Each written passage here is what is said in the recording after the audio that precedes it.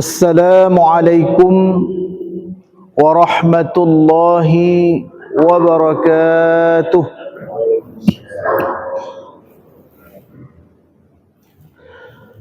Alhamdulillah, alhamdulillahi rabbil alamin, alladzi khalaqal insana fi ahsani taqwim, thumma hadahum ila siratim mustaqim. Ashhadu an la ilaha illallah wa ashhadu anna Muhammadan abduhu wa rasuluh alladzi la nabiyya ba'dah wa la rasula ba'dah. Pertama-tama dan yang paling utama, mari bersama-sama kita mengucapkan puji dan syukur kita hanya kepada Allah Subhanahu wa ta'ala, yang sampai dengan saat ini Allah masih memberikan kepada kita berbagai macam nikmat yang tidak mungkin kita hitung berapa jumlahnya dan berapa banyaknya. Di antara nikmat yang banyak itu ada dua nikmat yang paling berharga, yaitu nikmat iman dan nikmat Islam. Mari dua nikmat ini selalu kita jaga, selalu kita pelihara, dan mudah-mudahan tetap bersama kita sampai akhir hayat memisahkan kita. Amin ya rabbal alamin. Kemudian selawat dan salam tak lupa pula kita sanjung sajikan kepada baginda Nabi besar Nabi Muhammad sallallahu alaihi wasallam. Beliau yang telah menunjukkan kepada kita mana jalan yang lurus, mana jalan yang lempang, mana jalan yang sampai kepada ridha dan syurga Allah Subhanahu wa ta'ala.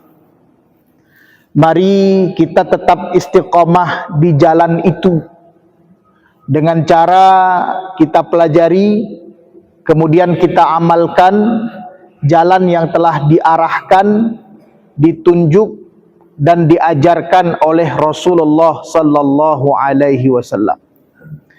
Mudah-mudahan langkah kita, tujuan kita sampai kepada ridha dan syurga Allah Subhanahu wa ta'ala. Sidang jamaah subuh yang dimuliakan oleh Allah Subhanahu wa ta'ala, berikut pendengar Radio Republik Indonesia dimanapun Anda berada, dan pemirsa setia TV Ruhama, yang mudah-mudahan kita semua mendapatkan rahmat dari Allah Subhanahu wa ta'ala. Tanpa terasa kita sudah memasuki bulan Rabiul Awal, bulan yang semua orang berbahagia. Tentu bulan ini bulan istimewa karena ada tanggal istimewa, yaitu tanggal kelahiran Rasulullah sallallahu alaihi wasallam. Tapi yang kita mau adalah apa yang bisa kita amalkan dari sunnah-sunnah Rasulullah supaya kita menjadi umat Rasulullah sallallahu alaihi wasallam yang ketika ketemu dengan beliau nanti, beliau ridha kepada kita dan beliau berikan syafaatnya untuk kita. Rasulullah sallallahu alaihi wasallam bersabda, ini ada kabar baik dari Rasulullah, kullu ummati yadkhulunal jannata, semua umatku pasti masuk syurga. Ini kabar baik juga nih. Semua umat Nabi Muhammad itu pasti masuk syurga. Meskipun nanti kita dengar ada episode transitnya dulu lah, tapi pasti Rasulullah menyambung hadisnya, illa man aba, kecuali yang aba, yang enggak mau. Sahabat sampai heran, lantas bertanya kepada Rasulullah sallallahu alaihi wasallam, ada ke yang enggak mau masuk surga ya Rasulullah? Ini kan aneh nih. Ternyata Rasulullah menjelaskan, man ata'ani dakhalal jannah wa man asani faqad aba. Siapa yang taat kepadaku atau patuh kepada perintah-perintahku atau menjalankan sunnah-sunnahku, dialah yang masuk ke dalam syurga. Dan siapa yang bermaksiat terhadapku, artinya tidak mau mematuhi sunnahku, maka dialah yang aba, yang tidak mau masuk syurga. Tentu kita jangan termasuk ke dalam orang yang aba, orang yang tidak mau masuk ke dalam syurga. Tentu semangat kita ingin selalu mematuhi Rasulullah sallallahu alaihi wasallam, dan kita betul-betul ingin menjalankan sunnah-sunnah beliau dalam kehidupan kita. Mengenai hal itu, kami pada subuh ini ingin mengajak diri kami sendiri, tembusannya kepada sidang jamaah subuh yang dimuliakan oleh Allah Subhanahu wa ta'ala. Mari kita biasakan diri kita, karena kami pernah membaca bahwa kita ini bisa mengubah kebiasaan selama 21 hari. Misalnya kita biasa untuk bangun pagi, pertamanya susah sekali tuh, tapi kita biasakan, kita paksa, ketika sudah 21 hari ke atas, itu seperti mudah saja, seperti tubuh kita sudah bekerja sama dengan kita. Maka kami kira ini perlu untuk jadi perhatian kita, untuk kita biasakan.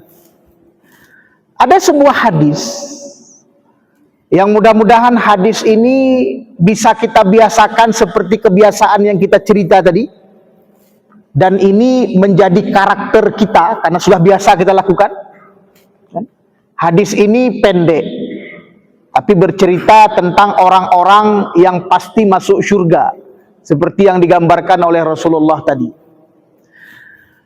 Rasulullah sallallahu alaihi wasallam bersabda, ya ayyuhan nas, wahai manusia, afshus salam, tebarkan salam. Itu yang pertama. Ada yang mengartikan kalau ketemu assalamualaikum. Nah, ini mungkin sudah sering ya, apalagi kita tinggal di sini, ketemu assalamualaikum gitu. Masuk ke rumah orang assalamualaikum. Ah, itu sunnah Rasulullah tuh. Ya. Atau ketemu dengan sahabat lama assalamualaikum. Ah, ini rasanya sudah kita biasakan. Kadang-kadang kalau kita jumpa nggak pakai assalamualaikum agak lucu. Termasuk nelpon. Nah, ini alhamdulillahnya. Tapi ada ulama mengatakan lebih jauh daripada itu. Maksud dari afsyus salam ini adalah tebarkan kedamaian.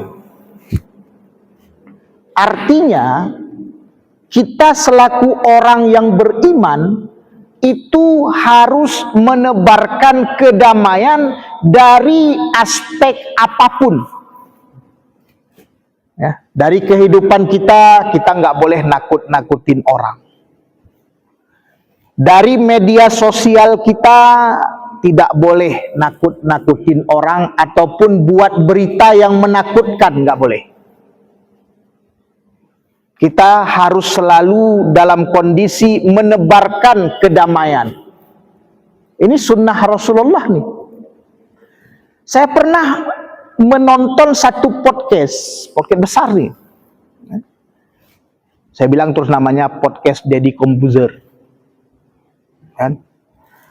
Di situ ada anak muda dia juga membuat podcast. Dia cerita dalam podcast itu, saya pernah kedatangan seseorang yang bangkrut, yang tidak ada harapan lagi, dan sudah bulat tekadnya untuk bunuh diri. Dalam podcast itu udah tekad untuk bunuh diri, tapi tidak jadi bunuh diri gara-gara dia nonton podcast saya dan dia tertarik dengan satu kata, apa? Survive, bertahan. Cuman satu kata itu dia nggak jadi bunuh diri. Coba bagaimana kekuatan daripada video yang dia buat. Dan yang buat video ini bilang, kalau ada orang yang selamat dari bunuh diri gara-gara nonton podcast, pasti ada yang ingin bunuh diri juga gara-gara nonton podcast, tapi podcast yang salah. Maka perlu untuk kita betul-betul hati-hati dalam menyebarkan dan menebarkan apa yang kita buat.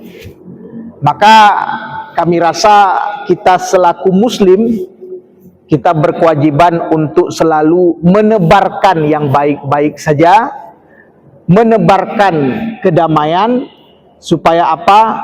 Supaya kita tidak harus bertanggung jawab nanti di hadapan Allah atas apa yang kita buat. Itu yang pertama. Yang kedua, kata Rasulullah dalam hadis itu, setelah afsyus salam it'amut ta'am. Ini juga harus kita biasakan nih. Sukalah kalian untuk memberi makan. Hari ini, tapi di daerah kita alhamdulillah tidak. Kita bisa lihat saudara kita di Gaza itu krisis makanan. Saya nggak bisa bayangkan bagaimana bertahan 3 hari nggak makan, 4 hari nggak makan. Alhamdulillah kita tidak. Intinya Rasulullah itu bersabda, tidak beriman seseorang yang dia tidur dalam kondisi kenyang, sementara ada tetangganya tidur dalam kondisi lapar dan dia tahu. Nggak beriman. Ini berita tidak menyenangkan juga nih. Dan memberi makan ini obat untuk hati lunak. Jadi pernah ada seorang sahabat datang kepada Rasulullah, dia cerita, "Ya Rasulullah, aku ini setiap mendengar nasihat itu kalau orang masuk telinga kanan, keluar telinga kiri itu masih lumayan. Saya masuk pun enggak. Mayu pinggi." Rasulullah bilang, hatimu keras. Itu indikasi hati keras, nasihat, petuah enggak masuk. Jadi bagaimana ya Rasul solusinya? Ini Rasulullah, in aradta talina qalbika, kalau kamu mau hatimu lembut, 2 caranya. Pertama, it'amut ta'am, seringlah kamu memberikan makan kepada orang yang butuh makan. Yang kedua, famsah ra'sal yatim, seringlah kamu menyapu kepala anak yatim, dalam arti kata mengayomi, memelihara anak yatim. Itu 2 obat lembut hati. Maka orang yang suka memberi makan pasti hatinya lembut. Orang yang suka memelihara anak yatim pasti hatinya lembut. Kalau hati lembut, nasihat mudah masuk, petuah mudah masuk. Mudah-mudahan hal ini bisa kita amalkan. Yang ketiga, kata Rasulullah, silul arham. Sunnah Rasulullah yang berikutnya di antara sunnah yang banyak itu adalah sukalah kamu untuk menyambung silaturahmi. Ini yang keseharian kita. Jangan suka memutuskan tali silaturahmi.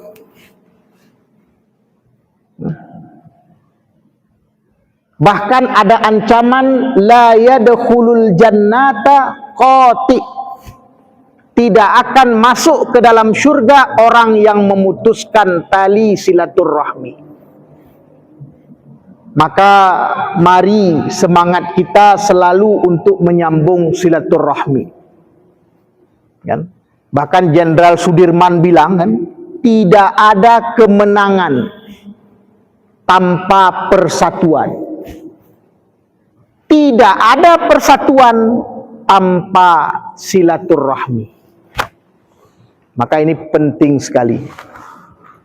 Dan yang terakhir pesan Rasulullah, sallu bil lail wan nasun niyam. Salatlah kalian di malam hari sementara manusia masih tidur waktu itu. Ada 4 hal pesan Rasulullah. Pertama, afsyus salam, tebarkan salam. Yang kedua, it'amut ta'am, seringlah kalian memberi makan. Yang ketiga, silul arham, sambunglah silaturahmi. Yang keempat, sallu bil lail wan nasun niyam, salatlah di malam hari sementara manusia masih terlelap dalam tidurnya. Apa kata Rasulullah? Tadkhulunal jannata bisalam. Kalau kalian lakukan yang 4 itu, kalian akan masuk ke dalam syurga dengan salam. Kita tentu pernah mendengar bacaan surat Yasin, salamun qaulan mir rabbir rahim. Salamun qaulan mir rabbir rahim. Itu adalah ungkapan dari Allah kepada orang yang masuk syurga. Maka kalau ada orang baca Yasin, kadang-kadang diulang sampai ke 3 kali itu karena dia suka kali dan kepingin kali mendapatkan kalimat itu. Maka dia kadang baca 3 kali, 4 kali, kalau manu sampai 10 kali, 12 kali. Kan? Pingin supaya masuk syurga dapat kata-kata dari Allah. Salamun qaulan mir rabbir rahim. Mudah-mudahan 4 hal tadi itu merupakan sunnah Rasulullah, bisa kita biasakan. Kalau sudah biasa, kalau tinggal seperti ada yang kurang. Contoh hari ini, HP tinggal. Itu kalaupun sudah jauh pulang. Kenapa? Sudah biasa. Yang biasa berpeci, kalau tinggal kayak ada yang kurang. Kenapa? Itulah kalau biasa. Maka coba bayangkan kita biasa menebarkan kedamaian. Kita biasa memberikan makan kepada yang butuh makan. Kita biasa bersilaturahmi. Kita biasa sholat malam. Tentu kalau itu kita tinggalkan seperti ada yang kurang. Kenapa? Sudah biasa. Mudah-mudahan ini bisa kita biasakan. Mumpung kita di bulan Rabiul Awal, maka banyak-banyaklah berselawat kepada Rasulullah sallallahu alaihi wasallam. Maka amalkanlah sunnah-sunnah beliau. Mudah-mudahan kita menjadi umat Nabi Muhammad yang dijanjikan masuk ke dalam syurga, dan mudah-mudahan kita semua masuk ke dalam syurga tanpa melalui proses hisab. Artinya langsung masuk ke dalam syurga. Amin ya rabbal alamin. Ini saja yang dapat kami sampaikan. Kami yakin banyak kesilapan dan kekurangan. Atas itu semua kami mohon diperbanyak maaf. Kami akhiri, wabillahi taufiq wal hidayah, wabil ma'unah wal inayah. Assalamualaikum warahmatullahi wabarakatuh.